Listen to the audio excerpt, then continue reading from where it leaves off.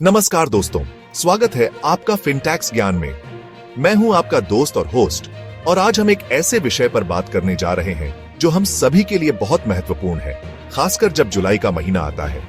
जी हां, हम बात कर रहे हैं इनकम टैक्स रिटर्न यानी आईटीआर फाइलिंग की।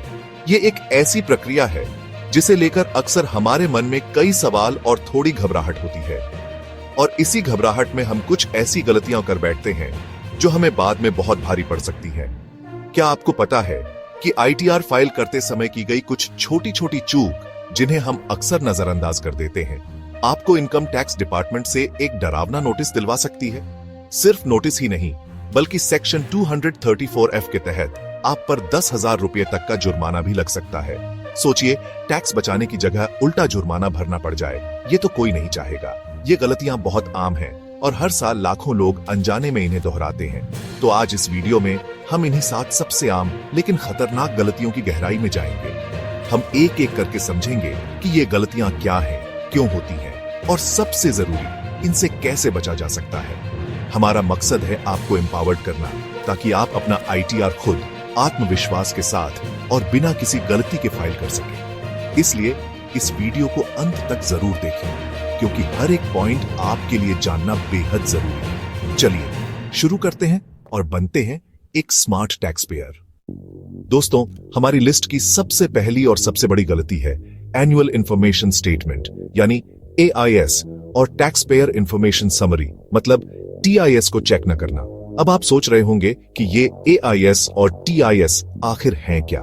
देखिए, इनकम टैक्स डिपार्टमेंट अब पहले से कहीं ज्यादा स्मार्ट हो गया है। आपके पैन कार्ड से जुड़े हर एक फाइनेंशियल ट्रांजैक्शन का रिकॉर्ड उनके पास होता है, चाहे वो आपकी सैलरी हो, बैंक से मिला ब्याज हो, म्यूचुअल फंड या शेयर बाजार से हुई कमाई हो, या फिर कोई बड़ी प्रॉपर्टी की खरीद फरोख्त। ये सारी जानकारी एआईएस में एक जगह इकट्ठी होती है, और टीआईएस उसी का एक संक्षिप्त रूप है। जब हम आईटीआर फाइल करते समय सिर्फ अपने फॉर्म 16 या अपनी याददाश्त पर भरोसा करते हैं, तो अक्सर कुछ इनकम दिखाना भूल जाते हैं।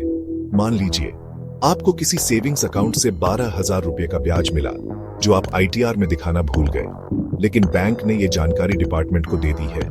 जैसे ही आप अपना रिटर्न फाइल करेंगे, डिपार्टमेंट का सिस्टम तुरंत इस मिसमैच को पकड़ लेगा, और नतीजा, आपको सेक्शन 143(1) के तहत एक इंटीमेशन या फिर एक स्क्रूटनी नोटिस आ सकता है, जिसमें आपसे इस अंतर का कारण पूछा जाएगा। इसलिए आईटीआर भरने से पहले इनकम टैक्स पोर्टल पर लॉगिन करके अपनी एआईएस और टीआईएस रिपोर्ट डाउनलोड करें और उसे अपनी जानकारी से मिला लें। ये 10 मिनट का काम आपको घंटों की परेशानी से बचा सकता है। हमारी दूसरी गलती सुनने में बहुत छोटी लगती है, लेकिन इसके परिणाम काफी परेशान करने वाले हो सकते हैं। ये गलती है अपने बैंक अकाउंट की डिटेल्स में गड़बड़ी करना। हम सब आईटीआर इसीलिए भी फाइल करते हैं ताकि अगर हमारा ज्यादा टीडीएस कटा है तो हमें रिफंड मिल सके।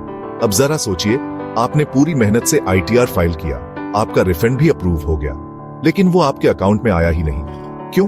क्योंकि आपने अपना बैंक अकाउंट नंबर या आईएफएससी कोड गलत डाल दिया था, या फिर आपने वो बैंक अकाउंट दे दिया जो अब बंद हो चुका है। ऐसी स्थिति में आपका रिफंड अटक जाता है और उसे दोबारा प्रोसेस करवाने में काफी समय और मेहनत लगती है। इससे बचने का सबसे आसान तरीका है कि आप अपनी बैंक डिटेल्स हमेशा अपनी पासबुक, चेकबुक या बैंक के मोबाइल ऐप से देखकर ही भरें। एक एक अंक, एक एक अक्षर को दोबारा चेक करें। साथ ही ये भी सुनिश्चित करें कि आपका बैंक अकाउंट प्री वैलिडेटेड हो। इनकम टैक्स पोर्टल पर आप आसानी से अपने बैंक अकाउंट को प्री वैलिडेट कर सकते हैं। इसका फायदा यह है कि डिपार्टमेंट आपके अकाउंट की प्रामाणिकता को पहले ही जांच लेता है, जिससे रिफंड का प्रोसेस बहुत स्मूथ और तेज हो जाता है। याद रखिए, सही और प्री वैलिडेटेड बैंक अकाउंट देना सिर्फ एक औपचारिकता नहीं, बल्कि आपके रिफंड को समय पर पाने की गारंटी है। अब आते हैं तीसरी गलती पर, जो एआईएस टीआईएस जितनी ही महत्वपूर्ण है, और वो है फॉर्म 26 एएस को अनदेखा करना। फॉर्म 26 एएस आपकी टैक्स पासबुक की तरह है। इसमें आपके पैन नंबर के अगेंस्ट काटे गए सभी टीडीएस यानी टैक्स डिडक्टेड एट सोर्स और टीसीएस यानी टैक्स कलेक्टेड एट सोर्स की पूरी जानकारी होती है। जब भी आपकी कंपनी आपकी सैलरी पर या बैंक आपके फिक्स्ड डिपॉजिट के ब्याज पर टैक्स काटता है, तो वो जानकारी इस फॉर्म में अपडेट हो जाती है। इसके अलावा अगर आपने कोई एडवांस टैक्स या सेल्फ असेसमेंट टैक्स जमा किया है, तो उसका ब्यौरा भी फॉर्म 26 एएस में दिखता है।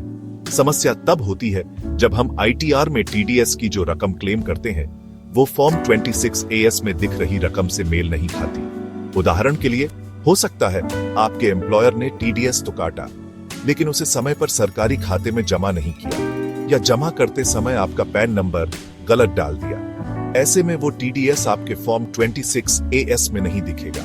अगर आप फिर भी उसे क्लेम कर लेंगे तो इनकम टैक्स डिपार्टमेंट आपके क्लेम को अस्वीकार कर देगा और आपको कम रिफंड मिलेगा या फिर टैक्स की डिमांड भेज दी जाएगी। इसलिए आईटीआर भरने से पहले फॉर्म 26AS को इनकम टैक्स पोर्टल से डाउनलोड करें और अपने टीडीएस सर्टिफिकेट्स जैसे फॉर्म 16 और फॉर्म 16A से उसका मिलान जरूर करें। कोई भी गड़बड़ी दिखे तो तुरंत अपने डिडक्टर जैसे आपकी कंपनी या बैंक से संपर्क करें और उसे ठीक करवाएं। हमारी चौथी गलती एक आम धारणा से जुड़ी है। कई लोगों को लगता है कि जिस इनकम पर टैक्स नहीं लगता, यानी जो एग्जेम्प्ट इनकम है, उसे आईटीआर में दिखाने की क्या जरूरत है, और यही सोच एक बड़ी गलती बन जाती है।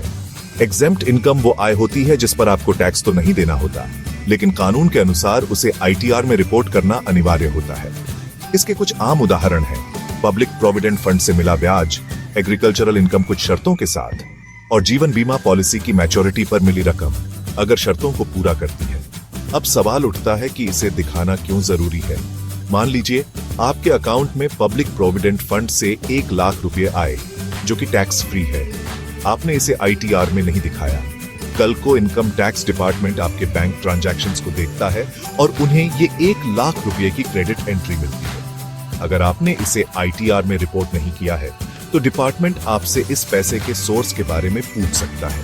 आपको नोटिस भेजकर सफाई देनी पड़ सकती है। लेकिन अगर आपने इसे पहले ही आईटीआर में एग्जेम्प्ट इनकम के तहत दिखा दिया होता तो आपकी फाइनेंशियल प्रोफाइल पूरी तरह से पारदर्शी रहती और कोई सवाल ही नहीं उठता।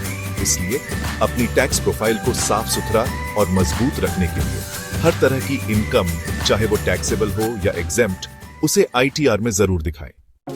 गलती नंबर 5, गलत आईटीआर फॉर्म का चुनाव करना। दोस्तों, आईटीआर फाइलिंग की दुनिया में वन साइज फिट्स ऑल जैसा कुछ नहीं होता। इनकम टैक्स डिपार्टमेंट ने अलग अलग तरह के टैक्स पेयर्स और उनकी आय के स्रोतों के आधार पर कई तरह के आईटीआर फॉर्म्स बनाए हैं, जैसे आईटीआर 1, आईटीआर 2, आईटीआर 3, आईटीआर 4 वगैरह। हमारी 5वीं आम गलती यही होती है, हम अपनी आय के लिए सही आईटीआर फॉर्म का चुनाव नहीं कर पाते। उदाहरण के लिए, आईटीआर 1 सहज फॉर्म सिर्फ उन लोगों के लिए है जिनकी कुल आय 50 लाख रुपए तक है और वो आय सैलरी, एक हाउस प्रॉपर्टी और अन्य स्रोतों से होती है। अगर आपकी कैपिटल गेन्स से कोई इनकम हुई है, यानी आपने शेयर्स, म्यूचुअल फंड या प्रॉपर्टी बेची है, तो आप आईटीआर 1 फाइल नहीं कर सकते। आपको आईटीआर 2 फाइल करना होगा।